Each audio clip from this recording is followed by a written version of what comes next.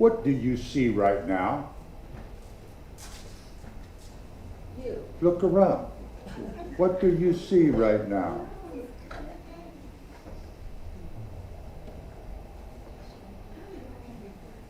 In order for any of us human beings to elevate our consciousness, to actually enrich our lives, we must be aware. We must open our eyes. We must open our ears and pay attention. And we must open our hearts and allow the energy and the love to be kept alive and to grow. What do you see right now? Something to think about, I hope. And so it is.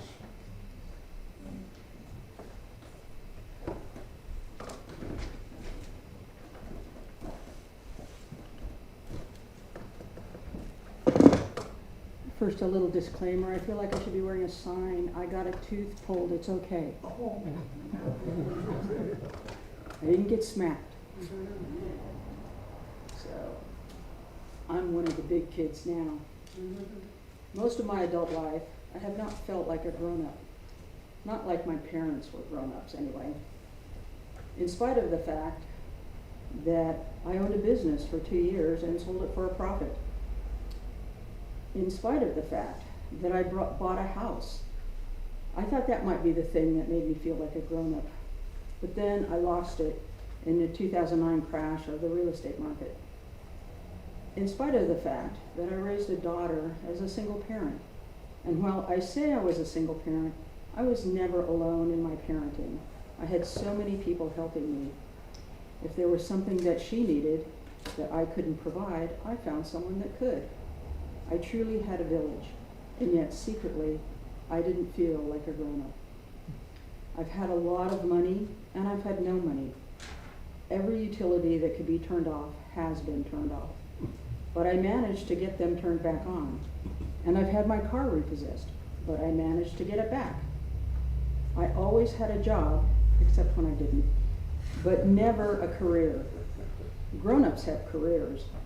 I've spent most of my life surrounded by incredibly creative people, but I never felt like I could compete with them. There are any number of things that I can point to in my life that one would think would make me feel grown up, and yet I've never felt like a grown up. Then I met a woman and I fell in love, and I moved to Rohnert Park, and I got married. Grown-ups get married. We've been married for about 5.5 years. We've had wonderful ups and we've had incredibly hard downs, but we've hung in there and we worked it out. That's what grown-ups do. Now, I've turned 73. Usually people in their 70s are grown-ups. What I've finally decided about being a grown-up is that it's none of those things that I've mentioned. Being a grown-up is showing up and doing the hard thing. Being a grown-up is holding my daughter in my arms and telling her that no, her daddy is never coming back. Being a grown-up is again holding my daughter in my arms and telling the vet it's time, when my daughter could not let go of her beloved Leo. But being a grown-up is also feeling the incredible joy of walking my daughter down the aisle to get married, and in turn, having her walk me down the aisle to get married. Being a grown-up is showing up and taking responsibility. Being a grown-up is knowing that while there may be tough times and hard decisions, there will always be joyful times and loving times and bright, shining, light-filled times. So starting today, I've decided I'm a grown-up. So watch out, I'm one of the big kids now. Wow. Grown-up would say. Thank you. I wish is that written down? Do you have a digital copy you could send me? I think that would be worth having for people. That was excellent. Thank you very much, Kathy. However, it's kind of wasted on me because I doubt that I'm going to make that grown-up stuff. So I don't think so. I have too many people. Never mind. Good morning. It's great to see you. I'd like to actually start our announcement. Bonnie, introduce us to that lady sitting next to you, would you please? This is my daughter Cheryl. Hi, everybody. Hi, Cheryl. Florida. Yeah, I came from Florida. Okay. We won't hold that against you, we promise. Oh, please don't. It's not my choice. I'm a Welcome. California girl at heart. Welcome, Cheryl. Good to have you. Welcome home. We lived in Monmouth Park for quite a while. I wasn't born then, I'm sorry. No, I was born in Merced, California. No, I live in Oh, well, it's good to see everybody. I'm tickled to death that we all survived the thing yesterday, and we'll talk more about it in just a second. Monday night is on sabbaticals, hiatus, on break until August 14th. Thursday, a good. Thursday after next, we meet. Okay, all right. And then that'd be like the 20th, something like that, maybe. Okay. We had a wonderful pancake breakfast yesterday. A little chaotic, it got a little behind for a minute, but I remember a year when the line went clear to the crosswalk around the corner at the far side of the intersection. So yesterday was cake. Everything went good, except for the yellow jackets. We never had that problem before. We had a swarm of bees up in the old oak tree the first year or second year we had it, but never yellow jackets before. But everybody survived and we made it. So thank you to everybody that worked. I don't know how some of you did everything you did, and I'm really, this is special to me.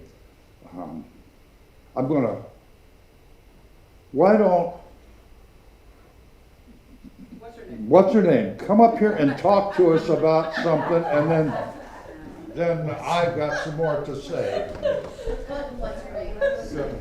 That's an old joke. I couldn't think of her name one time. I You said, went like, what's so her ever name? since then, I'm what's her name?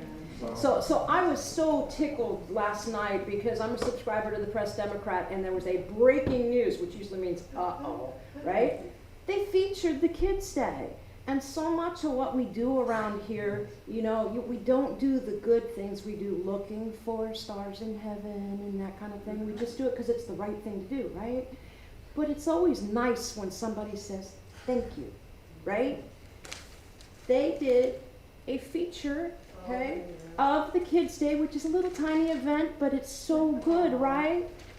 They mentioned us in there, that the day started off with free breakfast at Church of the Oaks. We never get that. They covered Music to My Ears, and we've, supported their kids in our hall to kind of give the kids a place.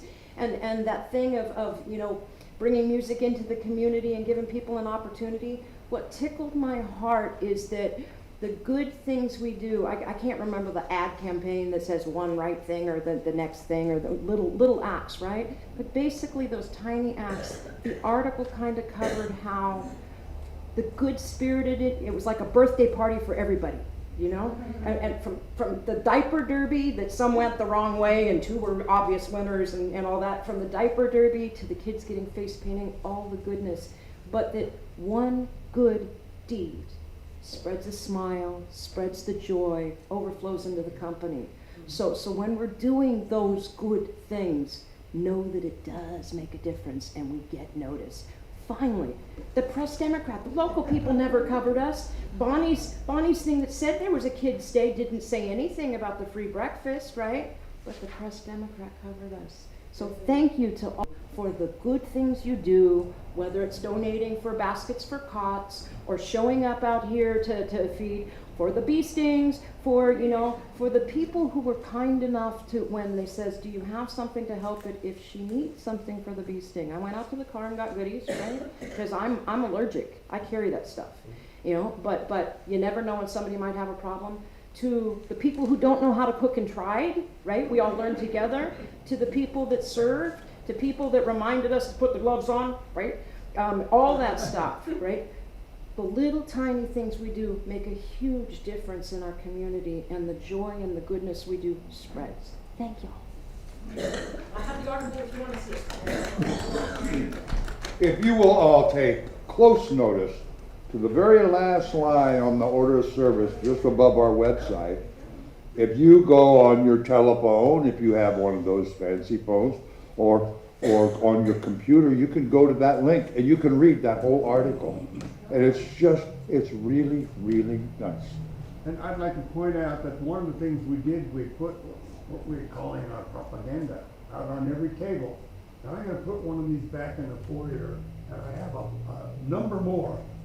And this just summarizes most of the good things we do. Not all of them, but most of them. Thank you.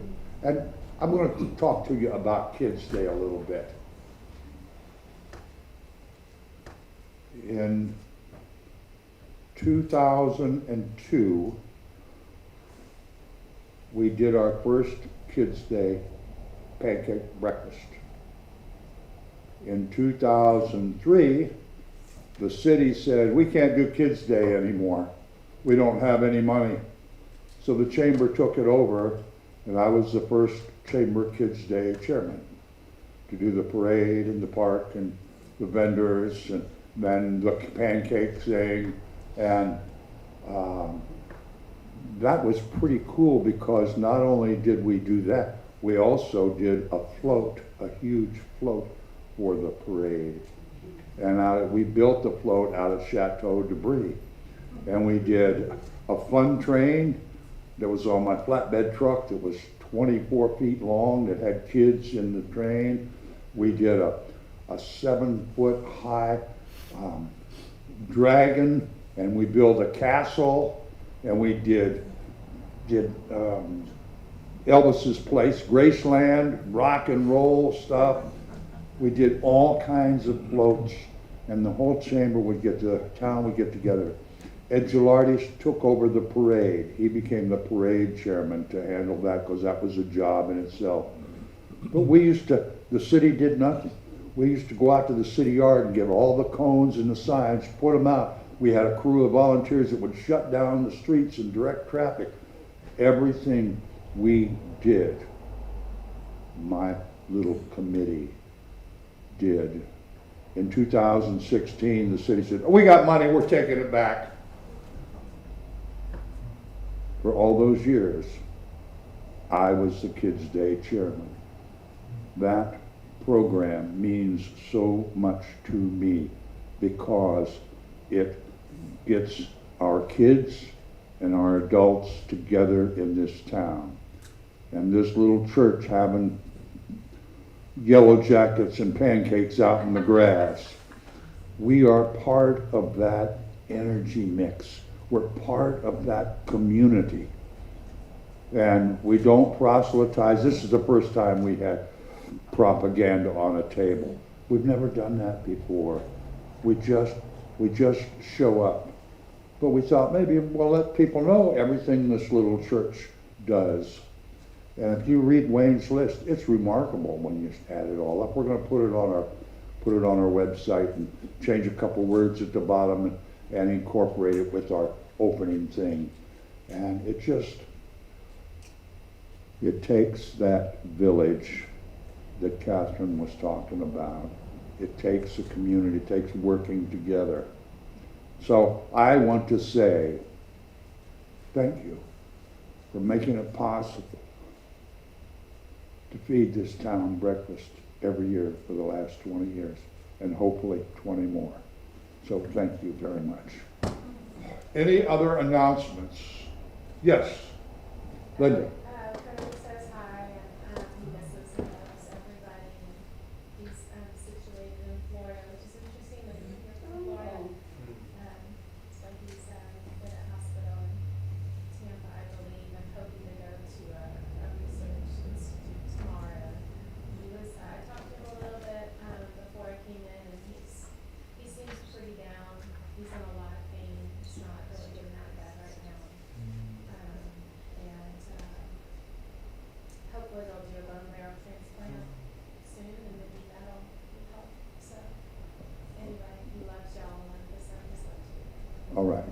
Thank you very much, Linda. Anything else?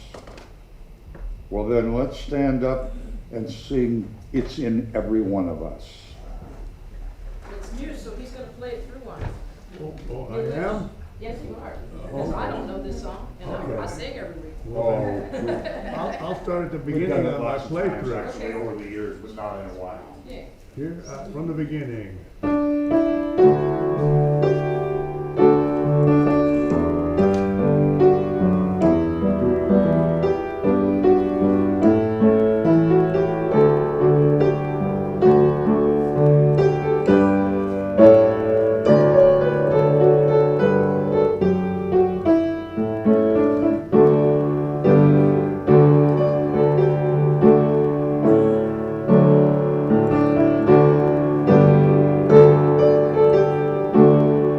Repeat that line. Here we go.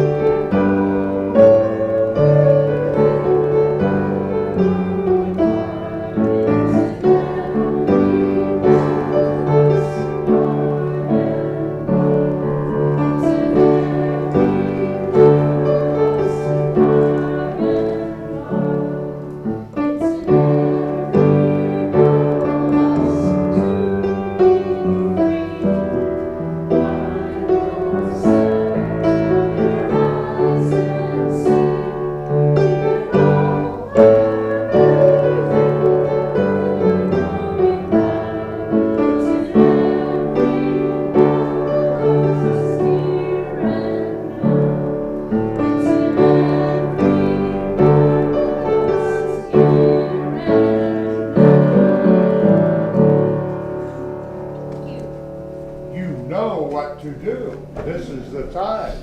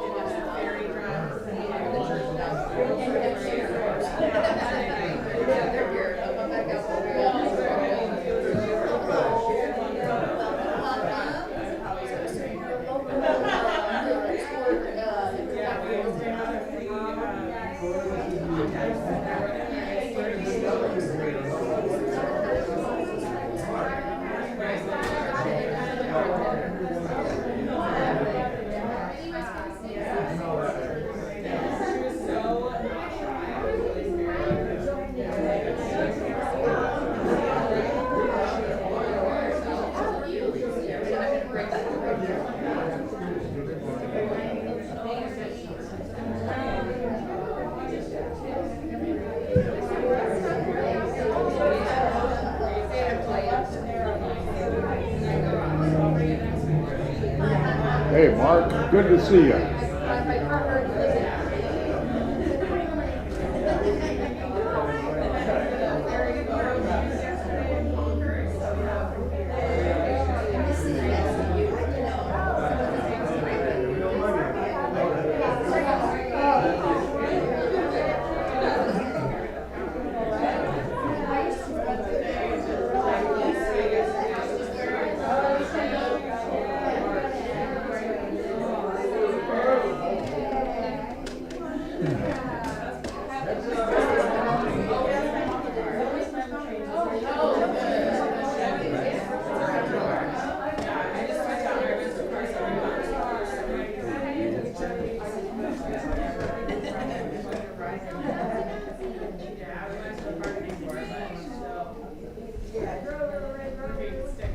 Get over here. Thank you, I truly will hug when you show up. I don't worry about my. Oh, I forgot about that. I'm pretty much there. That's okay. It's tough when love causes pain, huh? It's a man having. My double life. What all lives. I was thinking there's two of them on my chest. Pam Bourne is very permanent in Dallas. Oh, yeah. A few weeks ago, she came up to give me paper hug to look at she slipped the hovering out of my, I screamed like I'd been hit by a truck. I went back there and said, well, we can go back in. And I said, no, we're just gonna let it grow back the way it is. But it broke out. I was in Maine, I went to the hospital, went out, and they took it, well, it ripped the bone out. Oh, no, it's a tough one. Loving too much.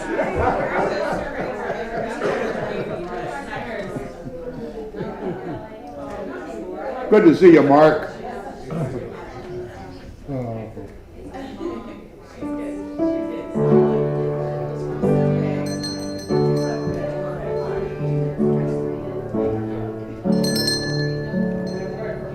little dinger didn't ding very good. Well, you're not ding-a-linging enough to keep in practice.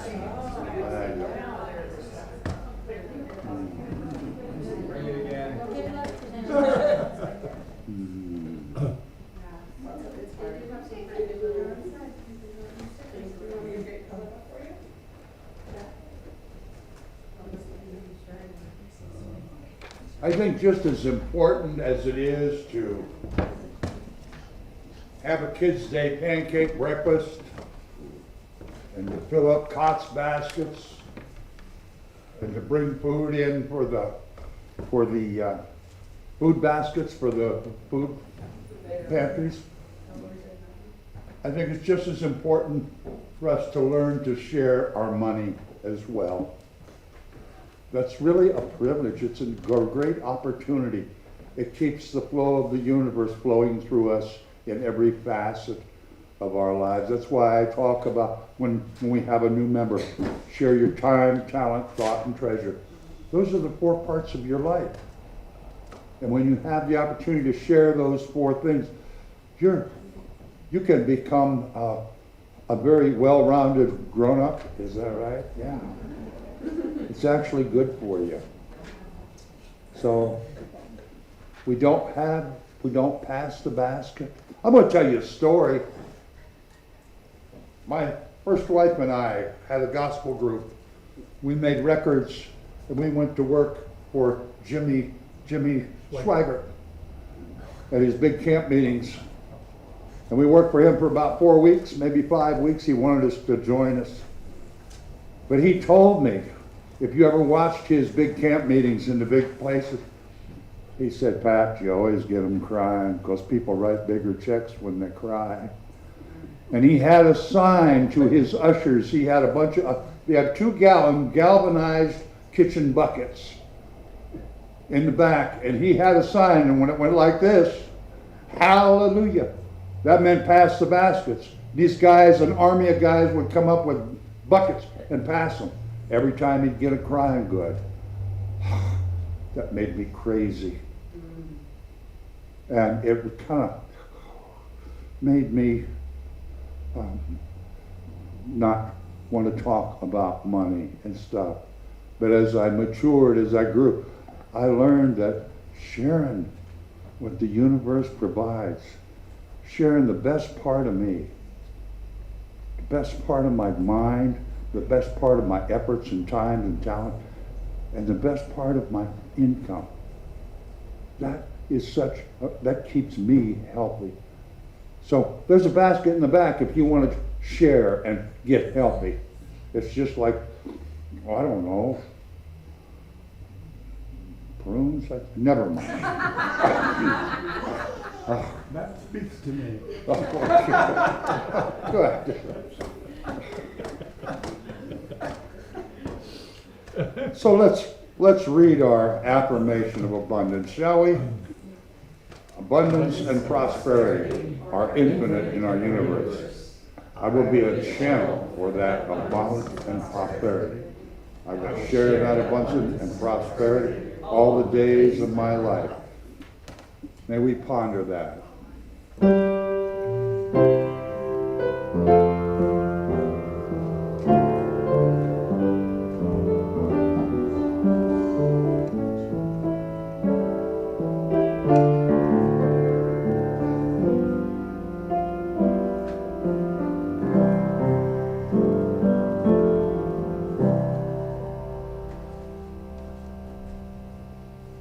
I want to add to that just a little bit. I was suggested that conduit might be a better word to use than channel, and I'll try to remember to change that next week, because I think that's a good thing. So, as we prepare for our practice this morning, let's sing Only Believe, number 152 in the Wings.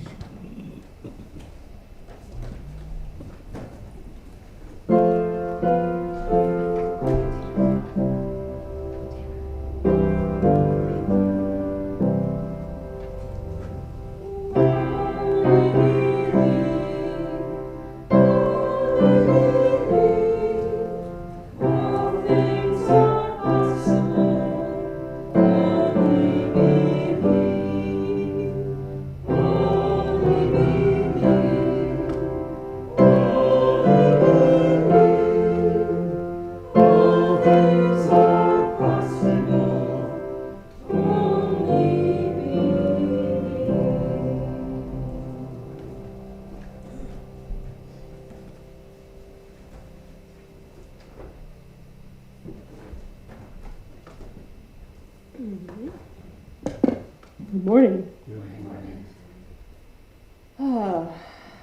All things are possible, only believe.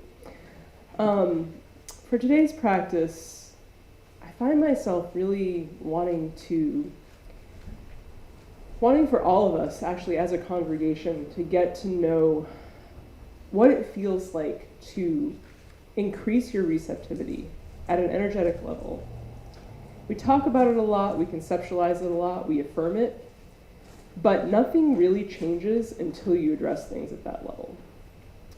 So I'm interested to see how we can practice that as a group. And the first practice that came to me was for everyone to just close your eyes and, first of all, go ahead and tap your hand on that high spiritual heart energetic center, which is the source of all abundance. But sometimes it goes dormant or latent when we don't give it enough attention, or when we have grief for some reason that we close it down, overwhelm, all of these things. But those are not actually causes, they're effects. And we're going to look at how to address the cause here today. So with your eyes closed now, I want you to take a couple of deep breaths, and we're going to set ourselves up with a fun little mechanism that you can take home with you and test at any time and play with. And what we're going to visualize is that we have a rope in front of us, a golden rope hanging like the rope we use to ring the bell here.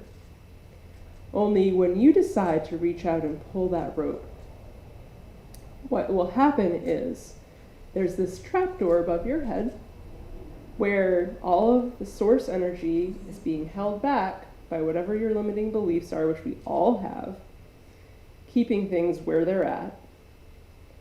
And you are going to take a leap of faith and in your mind's eye, reach out and pull that rope a little bit. I know this seems like a weird thing to do, but when you visualize this repeatedly, it actually starts to become real. So I want you to just, in your mind's eye, you can even go ahead and reach your hand out, no one will mind. Just take hold of that rope and say to yourself, I trust myself and I trust the universe or God. I trust it to give me exactly what I need right now, but I also know that I have to go out and ask for it. So upon saying that, just imagine you're pulling that rope and feel, it's almost like a shower of little gold coins flowing down from above your head through your whole energetic field, making it bigger.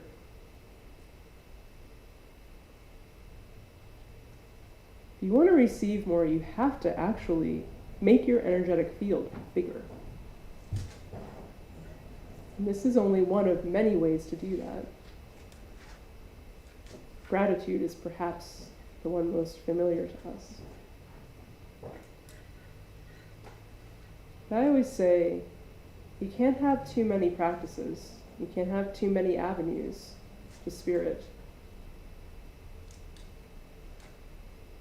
Too many ways to link up with that abundance that is infinite in our universe. You can sort of release the rope now and just notice. How do you feel? Is anything different? Could something be different? Could there be a heart's desire waiting to be fulfilled just later this afternoon or this week? Hold that possibility. I hold it for each of you. And so it is. Namaste.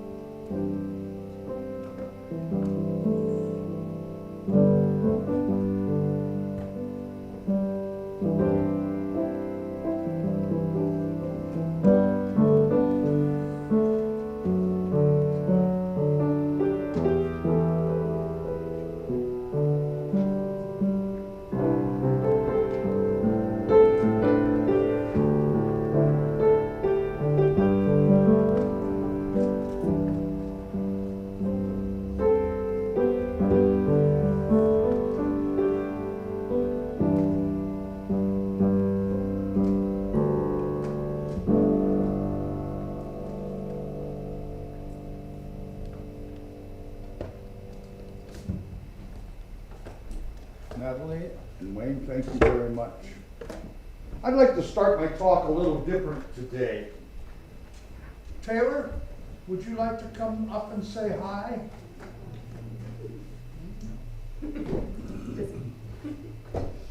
Oh.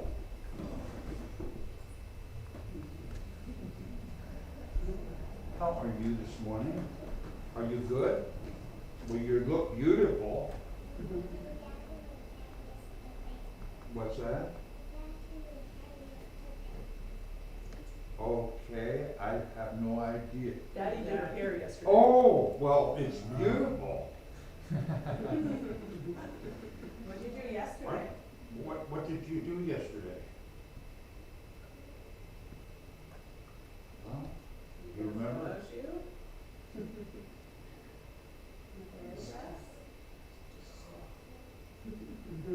But you know what?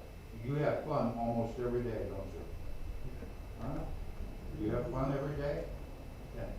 Well, you're gonna continue to have fun today and every day. And I'm glad you're here today. And after a while, we can play my favorite game, all right? And we'll go over next door. All right? Okay, well, thank you for being here, honey. This is pretty comfortable.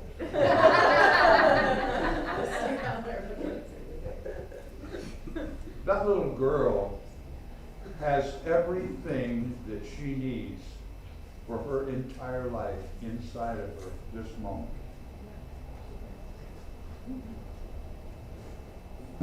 She doesn't walk around and say, my God, I just don't know what the purpose for my life is. And there's not a person in this room who hasn't said that, to me. I just don't know why I'm even alive. I don't know what this living thing's all about. Taylor's never said that yet. And there's a reason why. She is in touch with herself. She is one with herself. She hasn't allowed the world to create almost total exterior stimulation and exterior attention. And that, we all do that. Young people are committing suicide at a record percentage, more than any time in the history of human beings. And there's a reason for that, is because they find no hope. They don't know why there's no purpose in life. They are disconnected from themselves.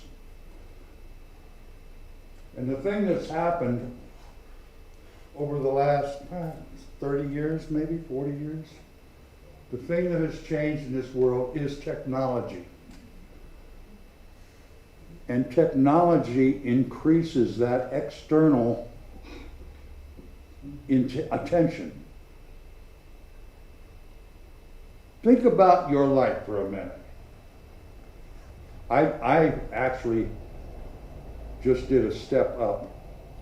I got a brand new phone on Thursday. But I'll tell you what, I just got a thing on it. It says, you now have the capacity and the capability to use emojis. I haven't figured out how yet, but I will, so pretty soon.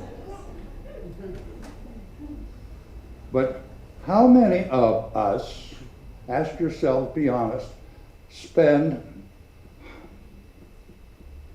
how many hours a day do you spend with a device?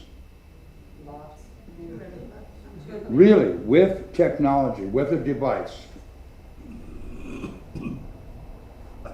How many times you carry that everywhere? You can't imagine not having your device.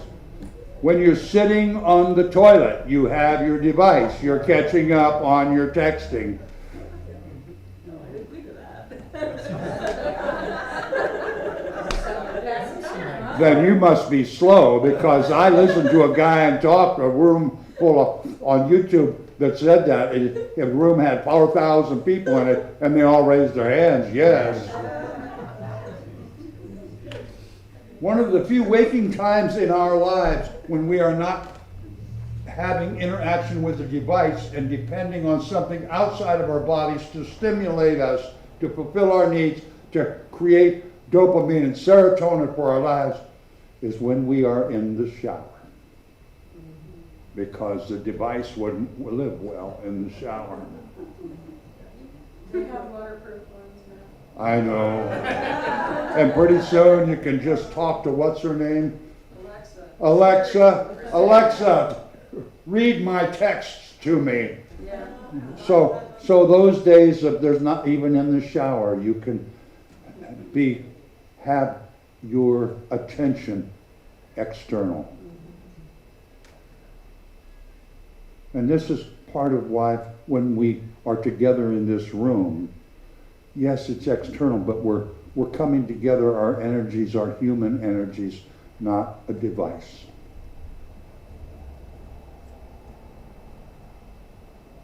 I heard a guy say this, I didn't personally count him, but he did apparently.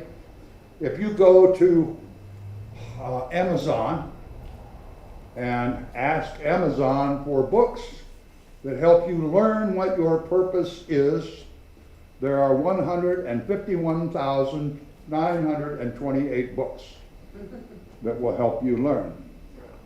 I haven't read them all yet. I've done a few. On YouTube, there are, from what I've gathered over the last couple of years, because I think about purpose a lot. I've talked about purpose a lot. Probably 700, maybe 800 videos, TED Talks, that sort of thing. And I've only watched probably 100 of them over the last few years. But what I've come to learn is that to find your purpose, you have to look inside of you. It's not somewhere else. 151,928 books, 700 videos. I don't think I can cover that in a 15, 17-minute talk. So I'm actually going to do 2 talks. next week. And then I think I will probably very well have covered the topic. But if we look at ourselves, how much time do we spend really in touch with our inner selves? Meditating or working on some different practices. You know, we've heard about people, well, I went to India and lived in an ashram and became a monk or something for 3 years or 5 years. Jack Cornfield did that, and a lot of people do that. Well, what happens when you go to a monastery or an ashram or go out in the wilderness on a hike? And my kid brother went out to Desolation Wilderness with a backpack and his dog, stayed for 6 months through the winter. I don't know how he survived. But when you have no external place to have your attention and your interaction except with nature and yourself, you finally have a relationship with yourself. You don't necessarily have to go to India or China or Kathmandu or any place. Maybe you can just take a walk out through the woods, through the vineyards, through the hills, walk up and down the beach. Maybe just sit in your front yard and leave your device in the house. And don't be interrupted in your, what would you call, communion with yourself. I used to, when I was 15 or 16, I went to a monastery over in Pennsylvania. I grew up in Ohio, and I went to this monastery in Pennsylvania. And these, I think it was Franciscan monks, that's been a while ago, and they had a vow of silence. There was no talking for 7 days and nights.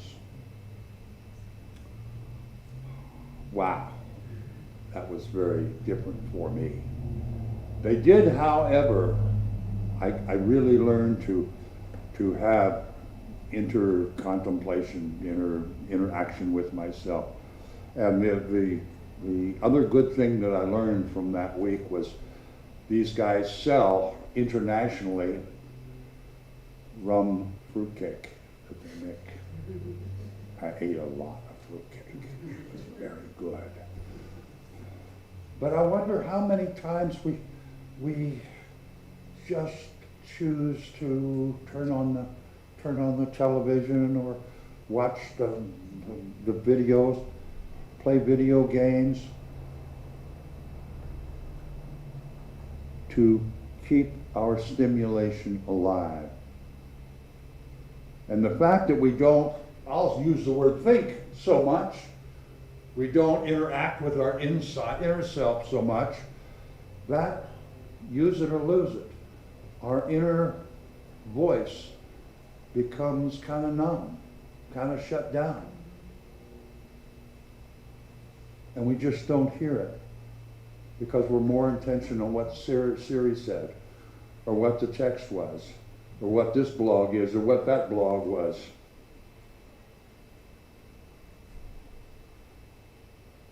There was a gentleman, he very bright man, said, you know, maybe if you could just get away from the chaos and the external intrusions in your life, get to a quiet place, maybe just shut off your devices. Just choose to have a meditation without all the meditation stuff. Just quiet stillness. You know what happens? Since we are so addicted to external forces, you get bored and become very uncomfortable. But it's just like when you stop smoking or stop drinking or stop using drugs. you get to this uncomfortable point. And if you're aware that it's going to be uncomfortable, you can get through it. And once you get through that boredom, what's the first thing you hear? That numb little voice starts making noise, and you can hear it. And you begin to find out what's inside of you. It's the same kind of stuff that Taylor's got inside of her. That's not been numbed down and not used because there's been a replacement.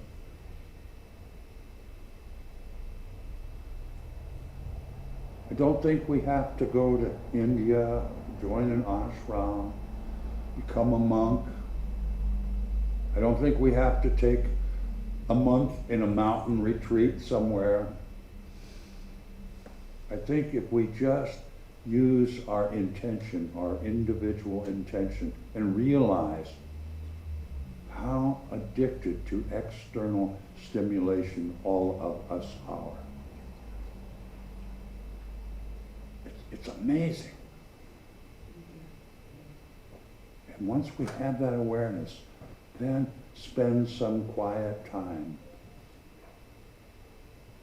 and live through the boredom of non-stimulation.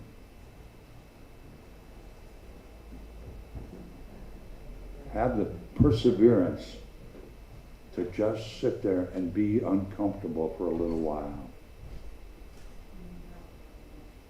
At some point, the real you will start talking with you and making your true desires known. I'm going to continue this next week, but I want to ask you to think about something this week. I watched a guy who helped you figure out your purpose in life, your own individual, unique, snowflake kind of purpose in life in less than 5 minutes. And I thought it was kind of funny, but actually he hit the nail on the head. And it was a guy named Levitz or Leibowitz or something, I don't remember. But I'm going to go through that exercise next week. But I want you to think about something this week, because it's really key to the exercise and to having success. What is it in your life that you love? What is it you love to do? Not how you make a living, not what you have to do every day to exist. What in your life do you truly love? And you may have to ponder this a while, because you may have lost touch or not remember what that is because you've just been so bombarded with life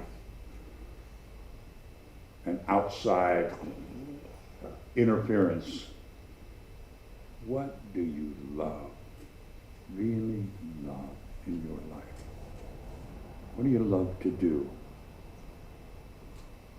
So I hope all of you can maybe write that down or think about it this week, because it'll be important to what's going to happen next Sunday right here at Church of the Oaks, where we work hard to elevate our awareness and consciousness so that we can actually create for ourselves a more enriched life. It's the only reason we're in business. When we can build this interaction with ourselves. I started something a few years ago that has worked well for me.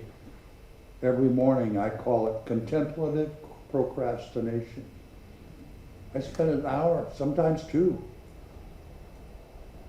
And when I was still smoking cigarettes, I'd sit in my red chair and I'd sit there for 4 hours. I'd wake up at 4 And I'd look over at the clock and it'd be 8:30 because I'd already smoked the whole pack of cigarettes. But I had some really contemplative time. I thought about things that didn't have an agenda. I just had a talk with Patrick about who I don't even remember. But it really cemented that relationship. And it helped me to find some purpose in my life. And I think all of us can do that. Because the fact is, as far as I can figure out, as to what I believe and think, every one of us were created and born with a specific purpose, very unique to our own self. And I think when we can figure out what that is,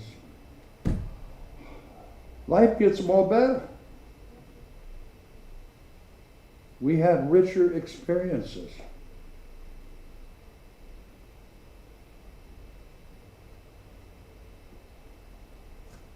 We can allow the abundance, like Natalie was talking about, allow the abundance of the universe to be actually an interactory, real part of our lives. What do you love to do? Ponder that, if you will, a lot. And so it is. Let's sing a song, I love myself the way I am, and there's nothing I need to change. I'm as good as it gets.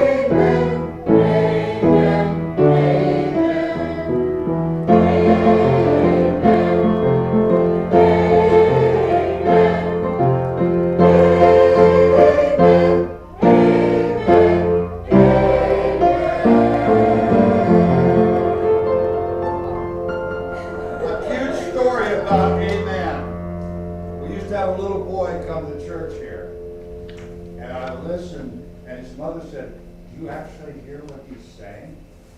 And he was saying, "Hey man, hey man, hey man." And so it is.